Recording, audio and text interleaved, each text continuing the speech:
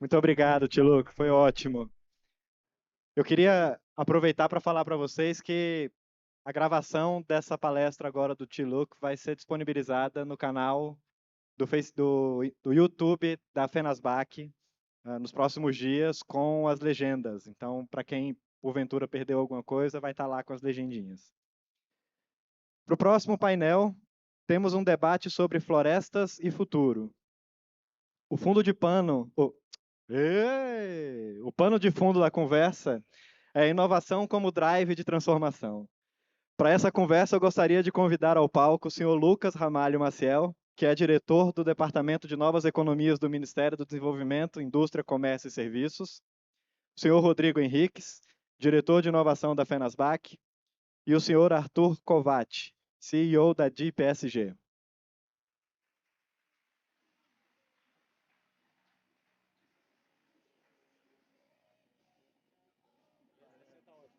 Pode ir lá. Valeu, viu? Fica à vontade. Em inglês tem que inverter, né?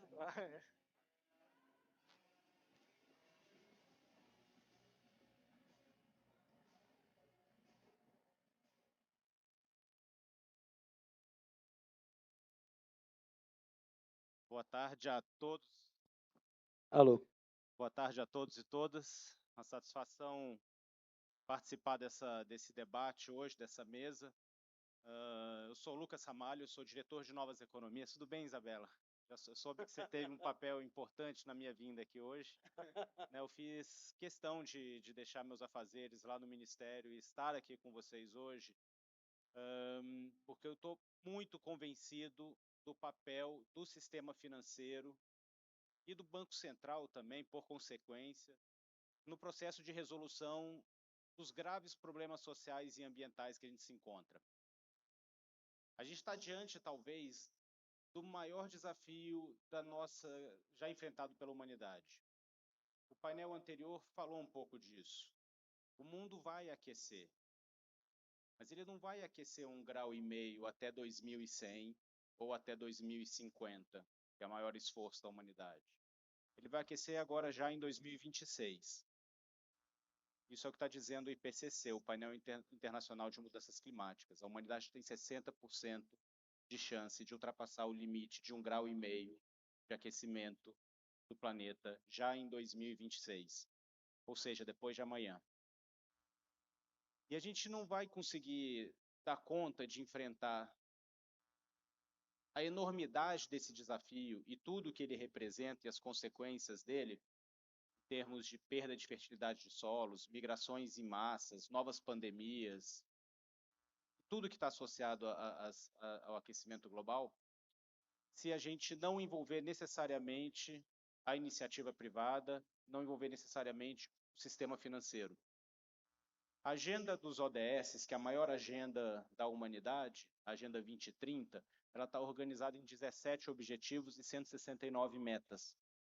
Se estima que para alcançar as 169 metas, sejam necessário algo como 45 trilhões de dólares para a gente evitar o que eu chamo de hecatombe social e ambiental.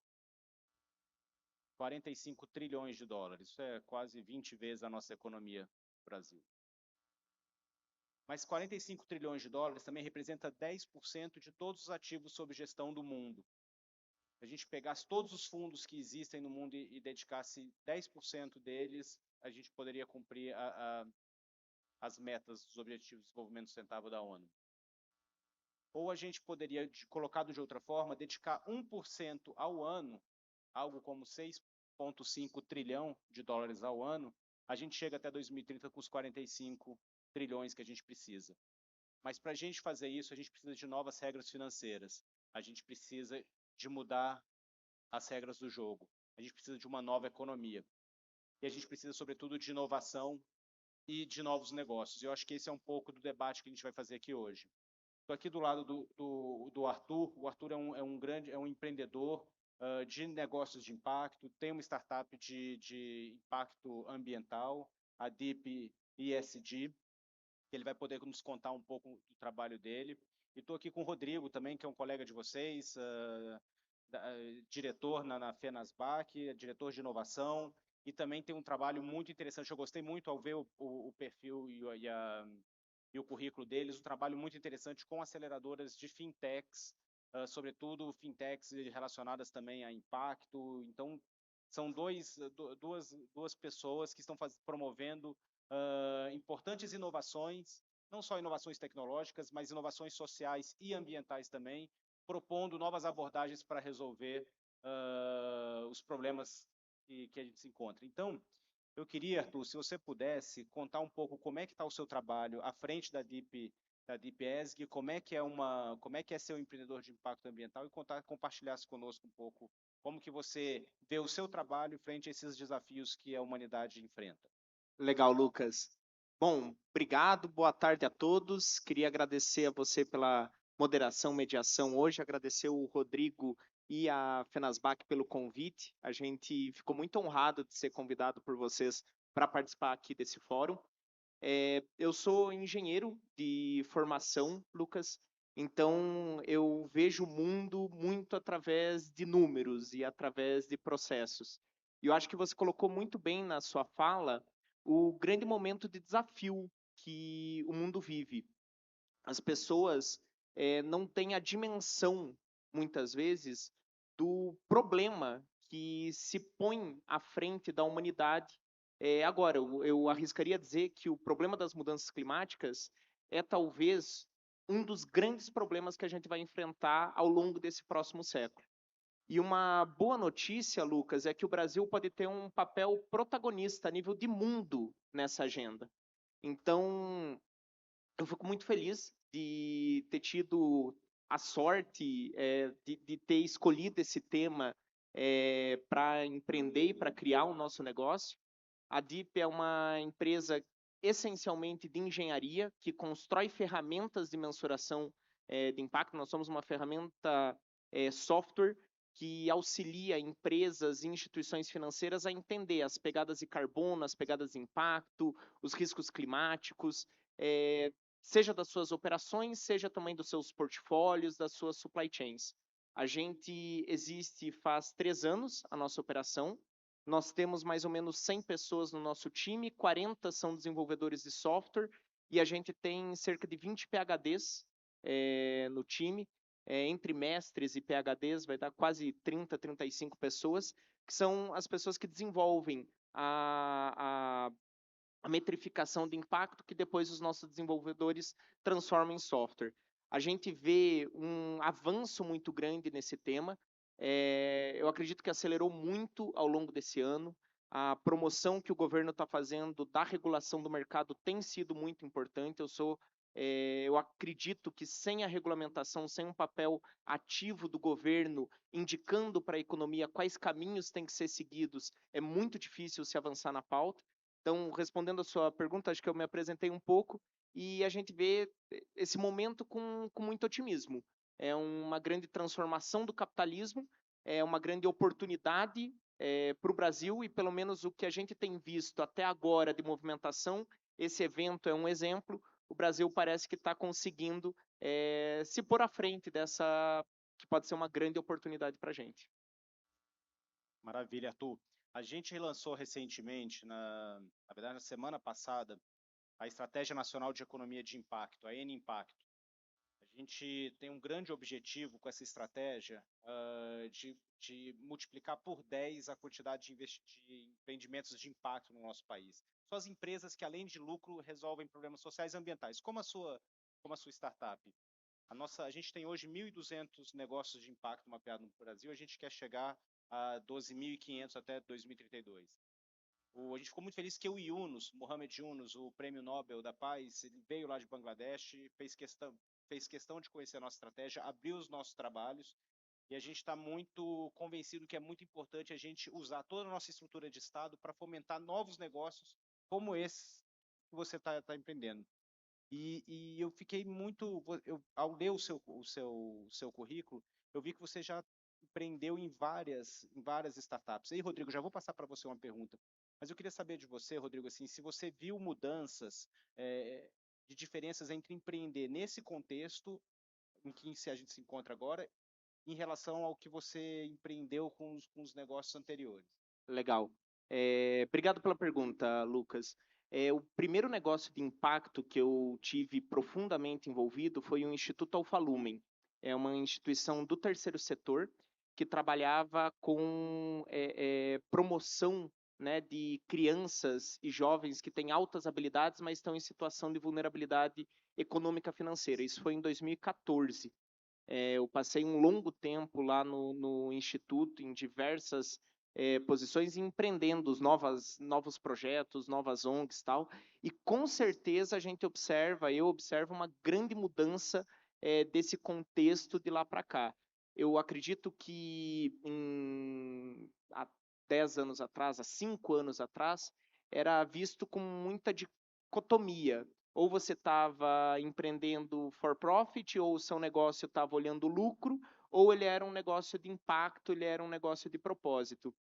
E eu acho que hoje, tanto do lado de investimento, quanto do lado do próprio mercado, essas coisas elas estão muito mais próximas. E existe uma compreensão, e o próprio Banco Central ele promove essa compreensão junto às instituições financeiras, que você ter uma agenda que olhe para o social, que olhe para o ambiental, olhe para o climático, ele pode também ser uma agenda de mitigação de risco e de geração de oportunidade. A gente viu hoje no painel da manhã, chegou a ser comentado o DR-SAC, né? Então, já existe, inclusive, um entendimento regulatório nesse sentido, e com certeza o ambiente hoje é muito diferente do que ele era 5 anos atrás. Maravilha, obrigado, Arthur. Rodrigo, queria passar para você agora, sim. E aí te colocar no lugar de liderança do serviço público, dirigente de uma associação, diretor de inovação, à frente de uma aceleradora de fintechs. Queria que você contasse um pouco assim, como é que está a sua experiência, como é que você vê esse processo de criação de novas startups, quais são as soluções que você vê que são as mais inspiradoras, que estão surgindo, e como que você acha que a gente pode estimular que novos negócios como esse surjam também a partir do trabalho das aceleradoras. Obrigado, antes de mais nada, Lucas. E deixa eu já te fazer uma proposta. A gente quer estar nessa criação de 12 mil empresas startups de impacto. A Fenasbac já se coloca aqui à disposição. A gente não aguenta um bora. Acho que, rapidamente, a federação é um... Eu sempre gosto de falar assim, a federação é um bicho estranho, né? Eu amo ornitorrinco. Então, se você, né, você sabe o que é isso, a federação, para mim, é um tipo de ornitorrinco, assim. Federação Nacional de Associações dos Servidores do Banco Central, que tem clube, né, as ASBACs têm um clube, mas eu gosto muito da definição do Fábio Araújo, de vez em quando, ele fala assim, é que ao invés da gente fazer mais uma piscina, a gente quer acelerar negócios que vão impactar a sociedade de alguma forma. Então, a gente tem um alinhamento muito claro, as associações dos servidores do Banco Central e a federação, ela tem um alinhamento muito claro com a agenda propositiva do Banco Central para a sociedade. Essa agenda chama Agenda BC-REST, já se chamou Agenda BC+. E tem ali o que, para mim, é uma chave de reguladores e de organismos ou instituições governamentais. O Banco Central, de alguma forma, e essas são as minhas palavras, não do Banco Central, mas o Banco Central, de alguma forma, fala assim, olha, tirando essa parte de política monetária, tirando essa coisa de controlar a inflação, garantir poder de compra, como se não fosse complexo o suficiente, me interessa, e quando eu olho para o futuro, eu vejo uma necessidade de competitividade maior no sistema financeiro. E está ali uma dimensão de competitividade. Eu vejo uma necessidade de uma inclusão maior no sistema financeiro. E ali você tem uma dimensão de inclusão. E das dimensões que a gente torcia mais para virar claras, era uma dimensão de sustentabilidade. Isso foi feito, né? A gente está comemorando 3 anos desse movimento aí, onde você tem essa ideia. Então, toda a agenda BC-REST é uma agenda de impacto para a sociedade, claramente. Quando houve a oportunidade da criação do LIFT, e aí o Laboratório de Inovação Financeira e Tecnológica, uma das questões chaves eram essas, assim, você não quer a criação de mais uma fintech unicórnio. A sociedade não precisa mais de um multimilionário. A sociedade não precisa mais de um multibilionário. Nada contra, adoro eles, que sejam muito felizes, né, com a vida deles. Mas a sociedade precisa de soluções para problemas complexos. E é esse desenho de soluções para problemas complexos que são os mais difíceis de serem feitos. O meio ambiente, a questão de sustentabilidade, por exemplo, é um espaço que não respeita a geografia, né? Você não pode delimitar geograficamente o problema, o que gera uma complexidade nele absurda, né? A gente criou um sistema econômico e financeiro que também não responde mais necessariamente a geografias, o que torna as soluções financeiras mundiais soluções bastante complexas. Acho que o que a gente tem feito é tentar articular os atores dispostos a solucionar isso. Tem um dos autores que eu mais gosto, chama Dave Snowden, ele fala muito sobre essa teoria de complexidade. Fala, existem alguns contextos de problemas e soluções. Existe um contexto simples, segue o procedimento operacional padrão. É um contexto simples para resolver. Alguém já resolveu, é só seguir. Existem contextos complicados, chama o especialista. Né? O especialista é alguém que conhece a solução da exceção. Existem contextos complexos. Não adianta um especialista. Não adianta, né, trazer um especialista. O que você precisa é trazer um grupo diverso de conhecimentos que tenham lógicas complementares, dispostos a propor experimentos fail-safe. Quer dizer, se derem errado, ainda assim está tudo bem. Talvez esse seja o seu jeito mais complexo de explicar um laboratório de inovação. Mas talvez seja um jeito muito correto de explicar um laboratório de inovação. Então, acho que é isso que a gente tem feito nos últimos anos. A gente tem articulado esses atores, articulado também baseado na tripla hélice de inovação, né? Onde está a iniciativa privada? Onde está o inovador privado? Que busca rentabilizar o tempo e o dinheiro dele investido.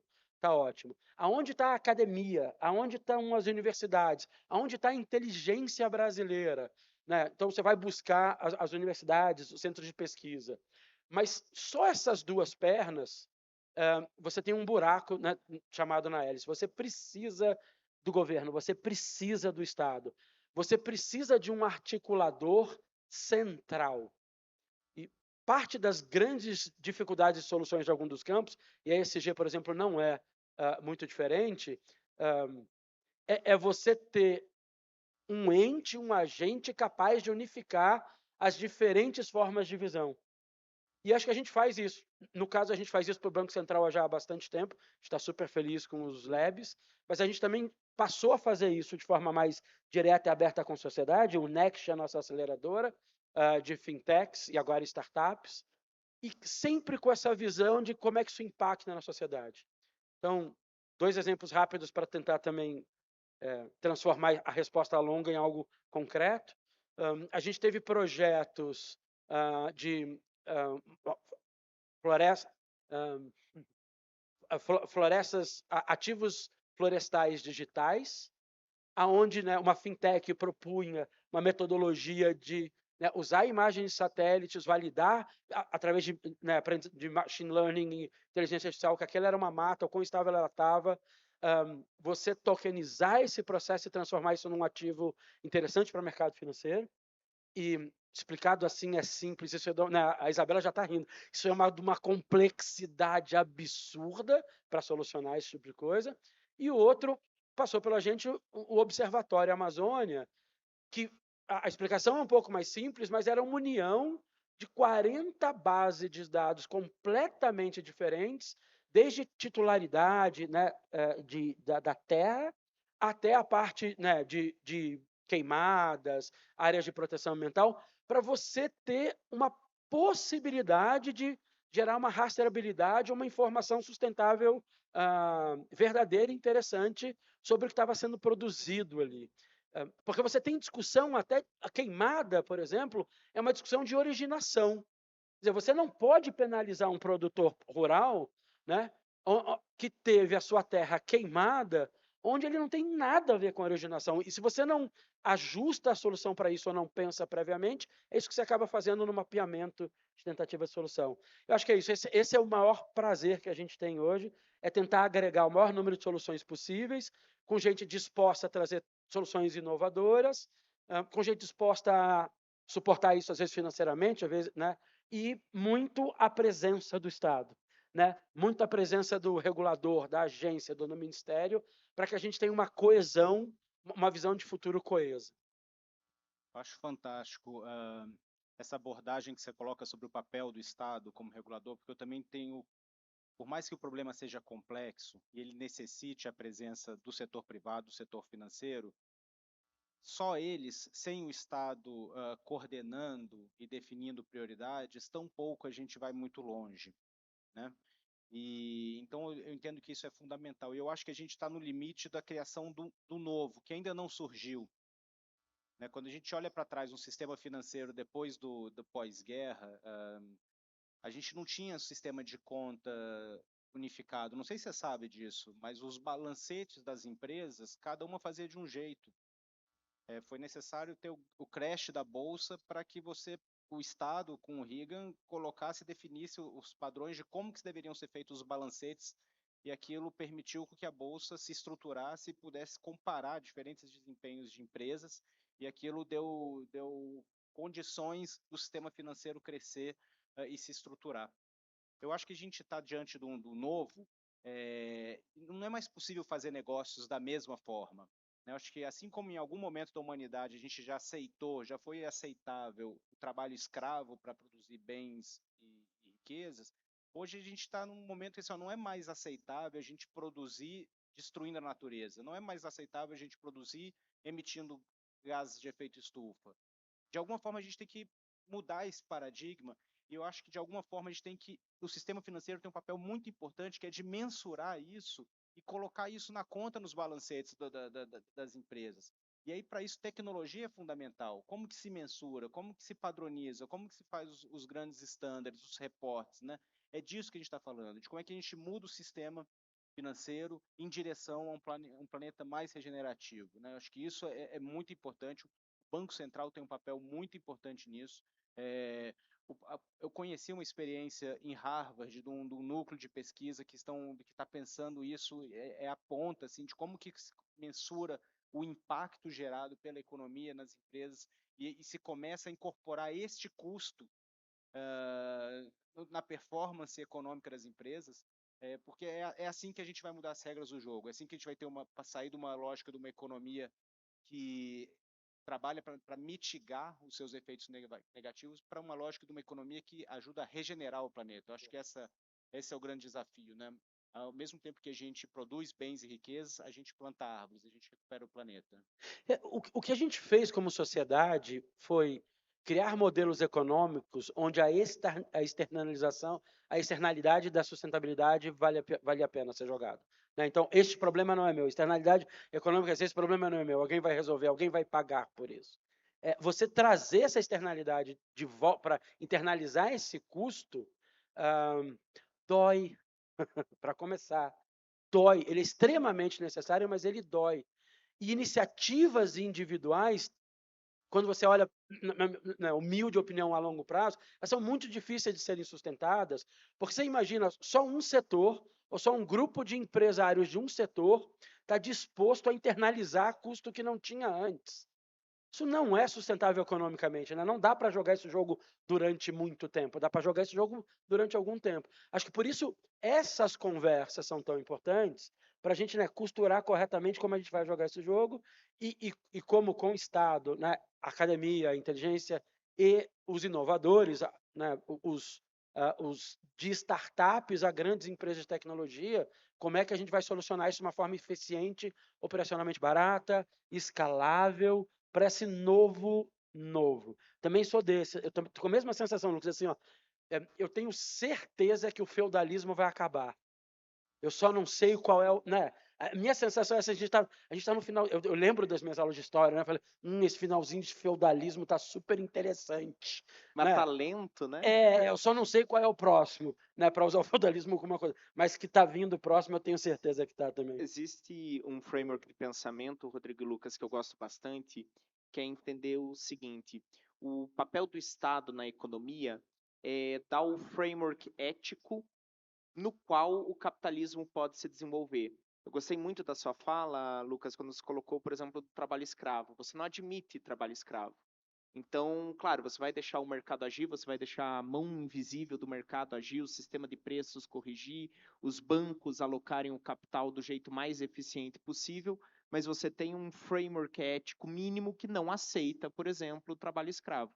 E eu acho que o que a gente está vendo de avanço de regulação é a incorporação na regulação de um avanço ético e um avanço de percepção que a própria sociedade está tendo, que é inaceitável a gente ter um sistema de desenvolvimento econômico que fira o meio ambiente de uma maneira que não seja sustentável economicamente ao longo prazo. E daí o papel do Estado, quando ele regula, é dar esse framework ético que está um pouquinho mais justo, um pouquinho mais fechado, e depois disso, como o Rodrigo disse, as startups, as empresas, elas vão poder agir para construir as soluções, as tecnologias para tornar isso possível. Mas sem esse ajuste regulatório que parte da ética, você não consegue ter o gatilho para o mercado avançar. Isso me lembrou uma frase de um candidato a Nobel também, que é um dos especialistas, um dos pensadores sobre economia de impacto. Ele sintetiza isso que você falou da seguinte forma: é necessário que o coração visível da sociedade conduza as mãos invisíveis do mercado, né? Mãos invisíveis do mercado, eles precisam ser operados pelo coração visível da sociedade, os valores e a moral que nos rege, que nos guia, né? É, e, e, e como o Rodrigo bem colocou, a gente está falando de um tema muito complexo, é um problema talvez dos mais complexos que a humanidade já travou, já esteve diante de si. E eu trabalhei muito tempo com agricultores familiares, assentados de reforma agrária, e uma assentada me ensinou uma frase que me marca muito, que ela falou assim: Lucas, o homem no vermelho não preserva o verde.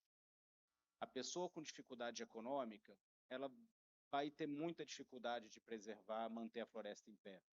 E, portanto, é muito estratégico para a humanidade, não só para o Brasil, mas para a humanidade, que o nosso país seja um país de renda média mais alta. Enquanto a gente tiver uma desigualdade tão grande como a gente vive hoje, a gente ainda vai ter o nosso povo ainda vai fazer garimpo ilegal, ainda vai fazer desmatamento, e é preciso fazer investimento que melhore a qualidade de vida das populações e da floresta.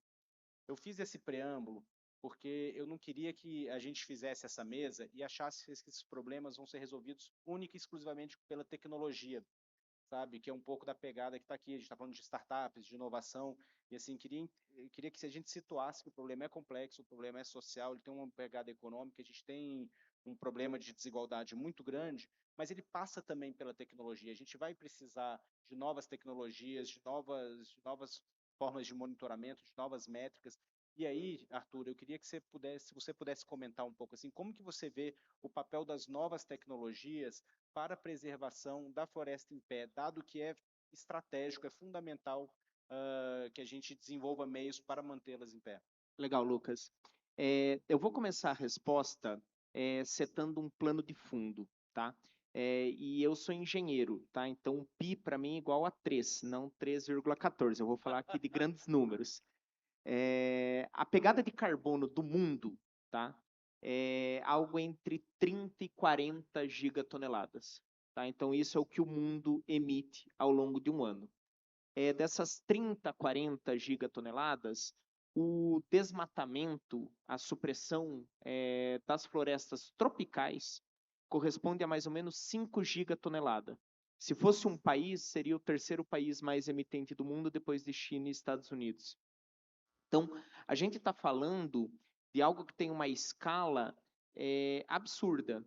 A emissão da supressão da floresta é mais representativa que toda a emissão de veículos, ou é quase igual que toda a emissão de veículos do mundo. Então, se você pensar em toda a transição energética que vai acontecer no mundo de veículos, o Tesla, os carros elétricos e tudo mais, todo o dinheiro que está indo para isso, se a gente conseguir, pode continuar queimando diesel em todos os caminhões, se a gente conseguir parar o desmatamento da floresta tropical, a gente vai ter um impacto tão grande quanto. Isso eu estou falando a nível global. Dessa pegada, mais ou menos 20 a 30% acontece aqui no Brasil. Então, você parar o desmatamento da floresta tropical aqui no Brasil tem um impacto a nível de mundo. Qual que é o problema, Lucas? O problema é que, mesmo que a gente tenha um avanço no contexto regulatório, mesmo que você tenha uma tomada de consciência da sociedade, a dimensão do problema é absurda. A Amazônia ela tem um tamanho que a gente não consegue entender. A gente não consegue entender a dimensão que tem a Amazônia, a dimensão que você vai precisar vigiar, a dimensão de terra que você vai precisar acompanhar, que você vai ter que criar projetos em escala, a dimensão das cadeias produtivas das empresas aqui dentro do Brasil. Quando você fala de uma cadeia produtiva, por exemplo, de uma JBS, de uma Marfrig, a gente não está falando de 1000 fazendas que tá vindo gado. Não, a gente está falando de centenas de milhares de pequenos produtores. Então, assim, o grande papel da tecnologia, Lucas, é ser o viabilizador. Então, para mim, existe um certo degrau necessário de eventos. Primeiro, você precisa ter uma tomada de consciência social. Essa tomada de consciência social vai criar uma motivação política. Essa motivação política vai conseguir que se avance um contexto regulatório que, junto com uma tomada também voluntária de ação por parte das empresas, que também acontece, também é importante. Existem empresas que não esperam a regulação, e, na verdade, essas empresas elas são importantes porque elas mostram o que é possível de ser regulado ou não. O Silvio, do Bacen, falou algo de manhã que eu acho que é muito verdade. O regulador ele só regula depois que ele tem uma certa noção que aquilo que ele está regulando é possível de ser executado. Então, o papel das empresas pioneiras é viabilizar esse sentimento que dá para regular, e daí você cria esse contexto, e daí o mercado se ajusta. E a tecnologia é um grande viabilizador. E a tecnologia é aquilo que vai permitir com que aqueles desejos sociais e aqueles desejos e a visão dos empresários, dos empreendedores, dos consumidores, dos eleitores, acabe se realizando na ponta, e a gente precisa que isso aconteça cada vez mais rápido. Perfeito, muito bem colocado. Eu lembrei de uma super conquista que eu acho que a gente tem todo motivo de se orgulhar enquanto brasileiro, enquanto pessoas que estão à frente do novo governo. Assim. Eu participei do governo de transição, ajudei a montar os 37 ministérios, agora 38 ministérios, e eu estava bem otimista com relação ao governo, mas eu nunca imaginei que a gente seria capaz, em 7 meses de governo, dada a dimensão territorial da Amazônia, como você bem colocou na sua fala, a gente conseguiria, em 7 meses de governo, reduzir em mais de 50% o desmatamento na região. E isso ela é muito grande, ela é complexa, você tem presença do Estado, a estrutura estava desmoralizada, e isso foi possível. Né? Eu acho que a mensagem que passa desse processo é assim, governos importam, a gente colocou à frente do Ministério do Meio Ambiente a maior liderança climática, uma das maiores lideranças climáticas do mundo, né? A ministra Marina Silva, valorização dos servidores que fazem a fiscalização importam, cadeia e comando de controle importam, e conseguiu reverter em pouco tempo todo o contexto de porteira aberta, de passar boiada, etc. Né? A gente tem muito para fazer ainda pela frente, mas eu estou muito convencido que a gente vai chegar até o final do mandato com a meta de zerar o desmatamento na região. A gente vai mudar aquelas emissões que foram colocadas aqui de uso da terra, que é os maiores emissores do Brasil são o uso da terra, é a FOLU. Né? A gente vai mudar isso. No Ministério da Indústria, a gente está fazendo grandes investimentos em transição energética, inovação de baixo carbono para as indústrias. A gente vai estar construindo o Brasil como uma potência ambiental inovadora que vai ajudar a combater as mudanças climáticas. Posso fazer um comentário rápido? Claro, lógico. Eu acho que é importante a gente ter a dimensão econômica da importância desse movimento. O Brasil ele pode se tornar referência em manufatura em economia limpa a nível de planeta. O Brasil tem essa oportunidade. Com essa reconfiguração geopolítica que o mundo está passando, de rompimento do bloco chinês com o bloco americano e tudo mais que a gente vê no jornal, o Brasil ele pode ser um centro de manufatura limpa para o mundo. Agora, isso depende do quê? Essencialmente, da redução do desmatamento. Com o desmatamento dentro da conta, o Brasil não é um país limpo. Não é. Com o desmatamento É o quinto maior fora da conta, com o desmatamento controlado, o Brasil passa a ser uma referência de manufatura limpa para o mundo, que vai significar um grande fluxo, um possível grande fluxo de investimento e de desenvolvimento para nós. Então, acho que essa pauta, que é uma das grandes pautas positivas que a gente tem nesse novo governo, ela é muito importante, e ela é importante também para o empresariado, para o setor produtivo, porque se isso acontecer, o empresário brasileiro vai poder falar para o mundo que ele está num país que é referência a nível de mundo. Se isso não acontecer, a gente não vai poder fazer isso. Então, essa pauta ela tem uma dimensão econômica muito importante. Perfeito, alinhadíssimo. Rodrigo, eu sou mentor do BNDES Garagem, já avaliei muitas startups de impacto. Uma das que eu acho mais interessantes é a Meu Pé de Árvore, eu não sei se você conhece. A Meu Pé de Árvore é um modelo de negócio de uma startup que faz parcerias com agricultores familiares da região norte e plantam, recuperam áreas. Essa startup ela monitora o carbono que é sequestrado, comercializa esse carbono no mercado regulado de carbono, se remunera, gera lucro e remunera os agricultores familiares. Então, esse é um tipo de modelo de negócio que pode escalar, ganhar atração e melhorar a vida de quem está embaixo da floresta, ao mesmo tempo que gera lucro e etc. Eu queria te perguntar assim, como gestor de uma aceleradora, o que você tem visto para compartilhar conosco de modelo de negócio inovador, interessante, que dialoga com isso que a gente está vivendo hoje? Maravilha, obrigado.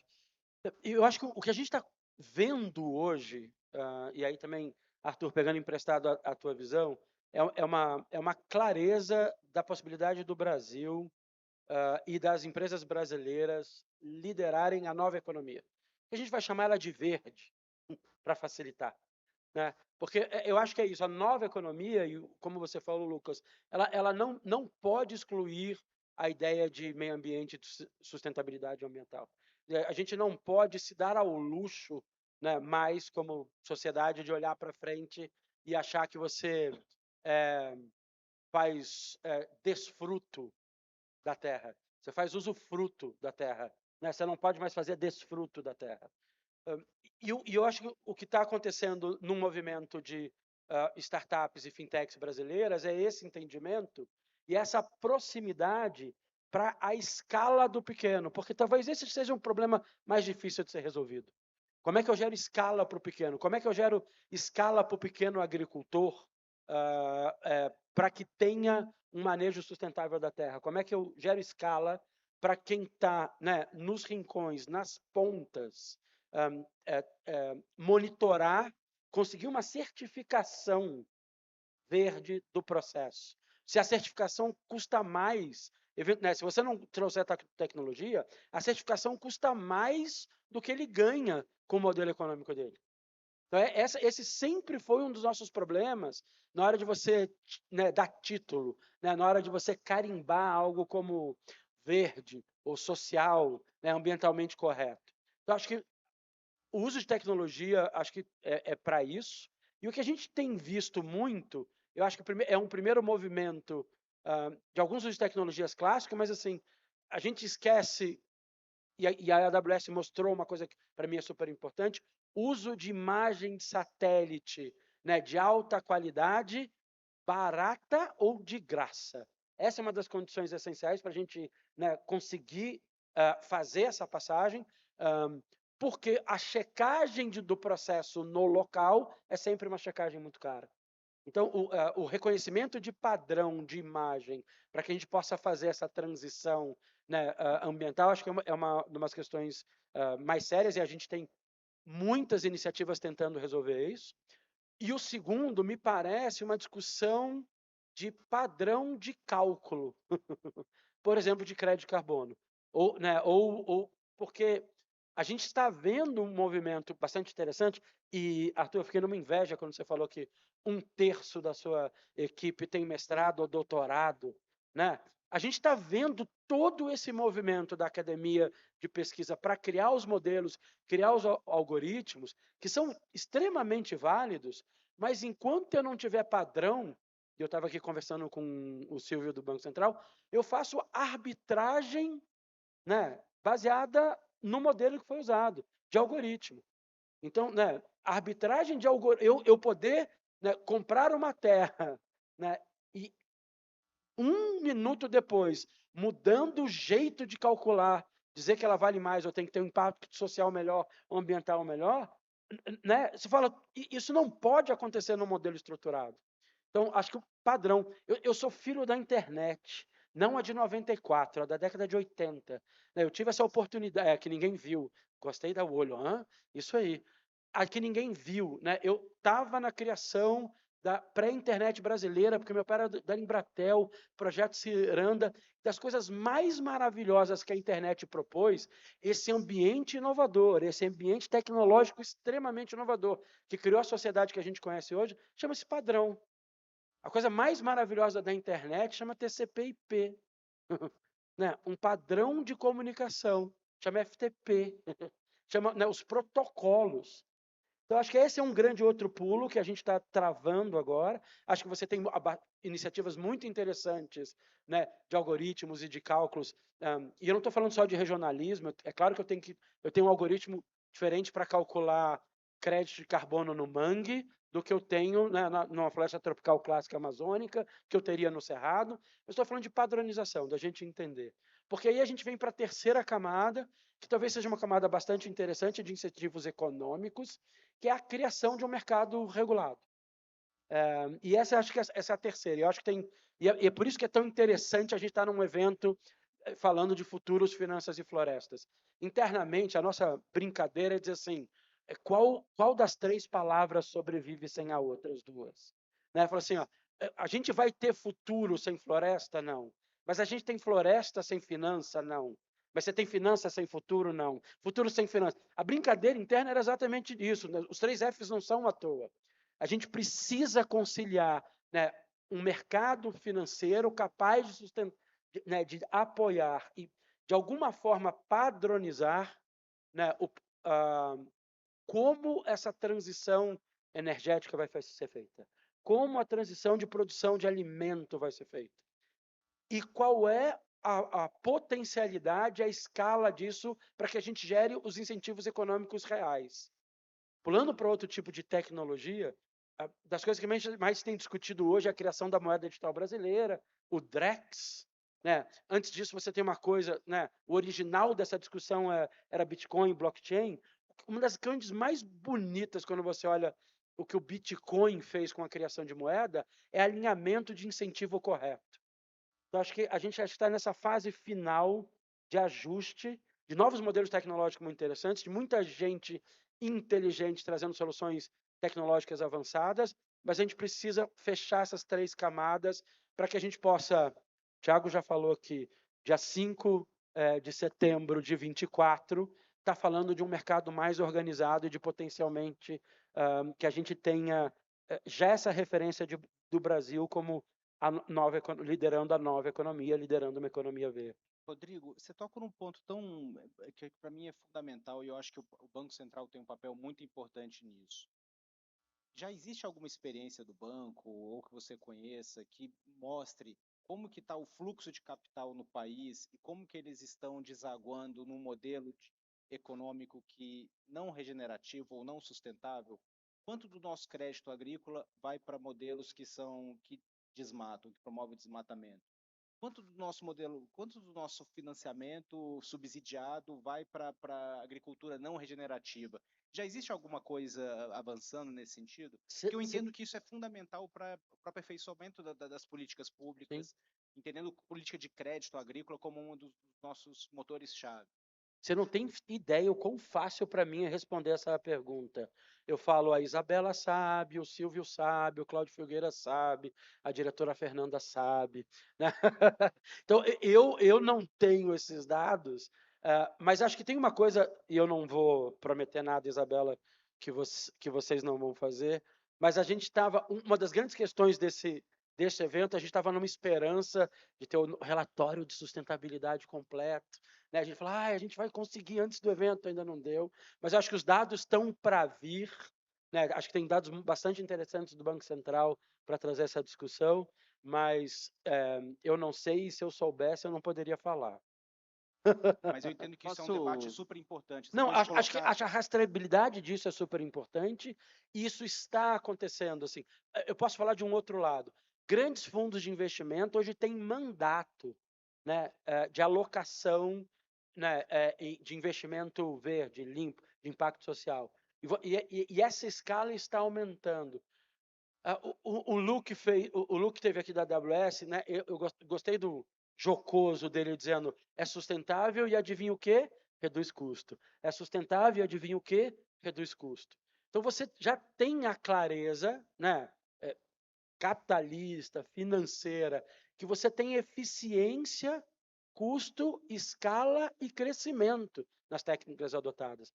Das coisas que eu fico mais feliz hoje é entrar no centro-oeste brasileiro, entrar em Goiás, em Mato Grosso do Sul, e ver a quantidade de grandes produtores de grão, soja, milho, que adotaram processos que a gente vai chamar de sustentável, regenerativo, sintrópico, e eles estão dizendo, dá mais lucro. Plantio direto, o né? que eles estão Plantio dizendo direto. é dar mais lucro. Não, e você, a quantidade de biolaboratórios, de criação de bactérias e fungos locais, on-farm, na fazenda, no nosso agro centro-oeste. Entendeu? Não é escala. Não sou eu que larguei a cidade, estou com meu sítiozinho fazendo isso, não. É gente de 7, 10, 70 mil hectares fazendo a troca agora. Rodrigo, Isso é muito interessante de ver. a gente está chegando nos nossos 5 minutos finais. O Arthur quer falar. Eu vou pedir, Arthur, para você falar e já aproveitar nos próximos 2 minutos para fazer suas considerações finais. Faz seu comentário, faz suas considerações finais. Depois a gente passa para o Rodrigo para a gente começar aí para os encaminhamentos. Tá na hora de dar tchau já, né, Hora de dar Lucas? tchau. Bom, eu vou me arriscar não a responder, Lucas, a pergunta que você fez pro Rodrigo, mas dizer que essa é uma pergunta possível de ser respondida. Por quê? Existem hoje diversos... Possível ou impossível? Possível. Existem hoje diversos frameworks, e um que a gente na DIP domina muito bem é o do PCAF. Se chama Partnership for Carbon Accounting Financials. O PCAF ele é como se fosse o GHG Protocol da carteira dos bancos. É um jeito de você olhar quanto que um banco tem de emissão na sua carteira. E ao fazer esse cálculo, você com certeza tem o dever, né, de entender o que é crédito para carvão, o que é crédito para financiamento limpo, o que é crédito para cada tipo de cultivo, tal, tudo mais.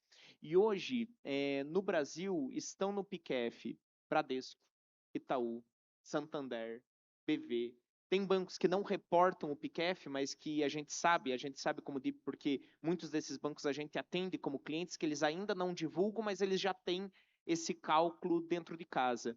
Então, existe já, Lucas, capacidade técnica, é possível, a tecnologia permite que um banco consiga entender qual que é a pegada, por exemplo, de carbono da sua carteira. Não que seja simples, não que seja trivial, é um trabalho profundo, é um trabalho que exige 35 PhDs, 40 desenvolvedores de software, mas a técnica permite.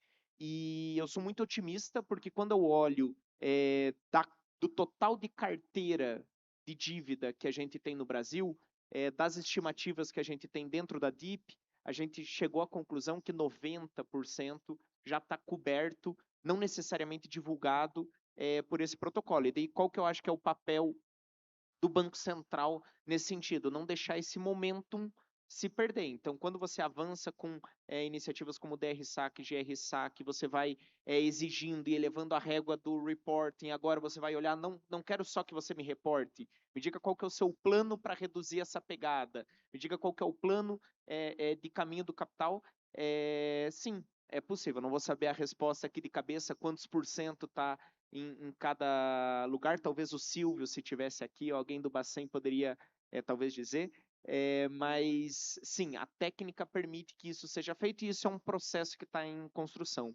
Como consideração final, Lucas, para devolver para o Rodrigo, eu acho que foram falados aqui, Rodrigo, você falou 2 pontos que eu acho que são muito importantes nessa discussão de floresta e eu queria ressaltar eles e dizer que esse é o papel da tecnologia. O papel da tecnologia não é ficar fazendo arbitragem de algoritmo, o papel da tecnologia não é deixar alguém bilionário, se isso acontecer que seja circunstancial. O papel da tecnologia é possibilitar, por exemplo, que a ponta da cadeia seja remunerada pelo benefício que ela gera.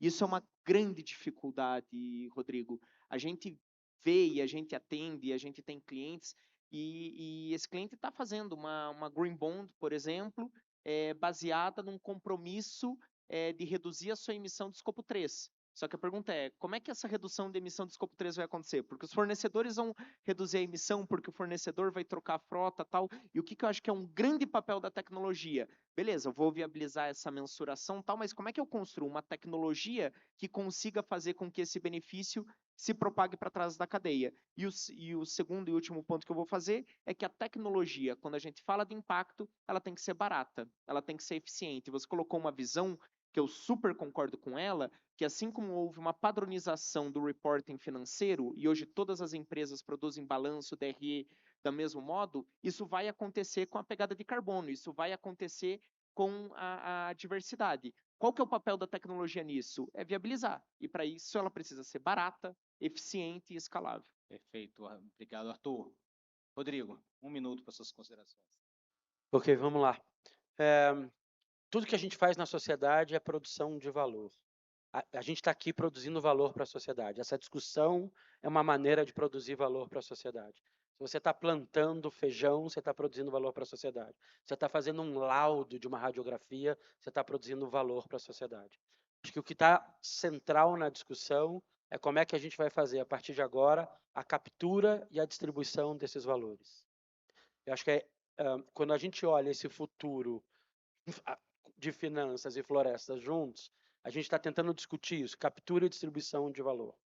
Comportamento é voto. Escolha é voto. Né? É isso que a gente está fazendo.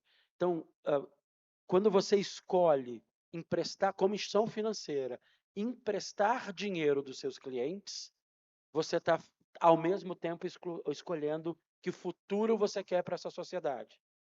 Se a gente deixar muito claro isso, se toda instituição financeira deixar muito claro como ela está escolhendo o que ela está fazendo com o dinheiro do cliente dela, eu acho que a gente tem um bom caminho.